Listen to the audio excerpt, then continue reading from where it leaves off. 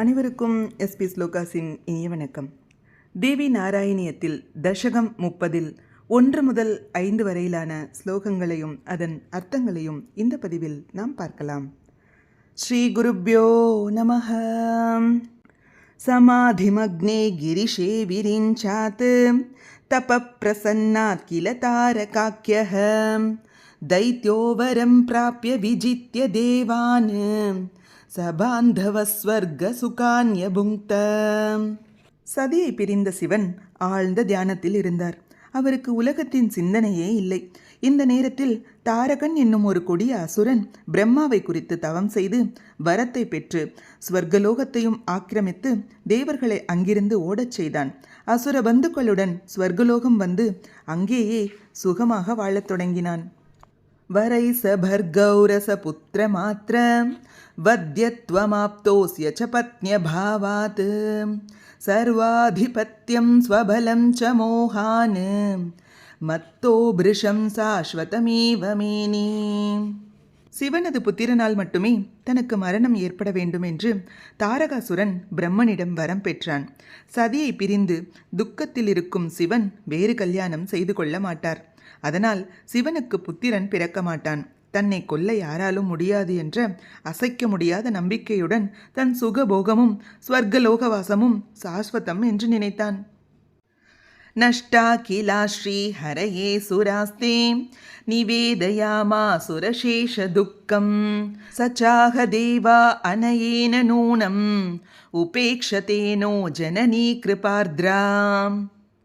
தாரகாசுரனின் துன்பத்தை பொறுக்க முடியாமல் ஸ்வர்க்கத்தை விட்டு சென்ற தேவர்கள் தாரகாசுரன் பிரம்மனிடம் பெற்ற வரத்தை தெரிந்து கொண்டார்கள். தேவி இல்லாத பொழுது சிவனுக்கு எப்படி புத்திரன் பிறப்பான்? பாக்யஹீனர்களான நம்முடைய காரியம் என்ன ஆகப் போகிறதோ என்று மிகவும் கவலையில் ஆழ்ந்து விஷ்ணுவை பார்க்க வைகுண்டம் சென்றார்கள். நாராயணமூர்த்தியே, எங்கள் கவலை தீர உபாயம் சொல்லுங்கள் என வேண்டினர்.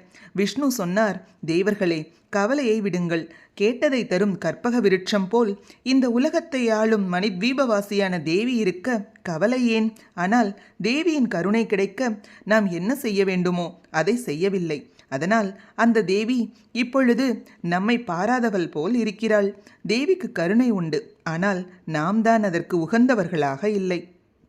தத்விஸ்மிருதே ஜாதமிதம் கரேன யஷ்ட்யா சயா தாடயதி ஸ்வபுத்ரம் தாமேவ பாலஸ்ஸ நிஜேஷ்டதாத்ரீம் சாஸ்திரம் ருதன்மாதரமப்யுபைதி. விஷ்ணு மேலும் சொன்னார், நாம் கருணைமயமான அந்த அன்னையை மறந்துவிட்டோம். அதனால்தான் நமக்கு இந்த துன்பம் ஏற்பட்டிருக்கிறது. தாய் தன் குழந்தையை நேர்வழியில் நடத்த அடிப்பாள். அடித்தாலும் குழந்தை அம்மா என்றுதானே அழும். தனக்கு வேண்டியதை தருபவள் அம்மாதான் என்று குழந்தைக்கு தெரியும். தான் குறும்பு செய்ததால் தான் தாய் அடித்தாள் என்பதும் தெரியும். குழந்தைக்கு தாயின்றி வேறு யாரும் இல்லை.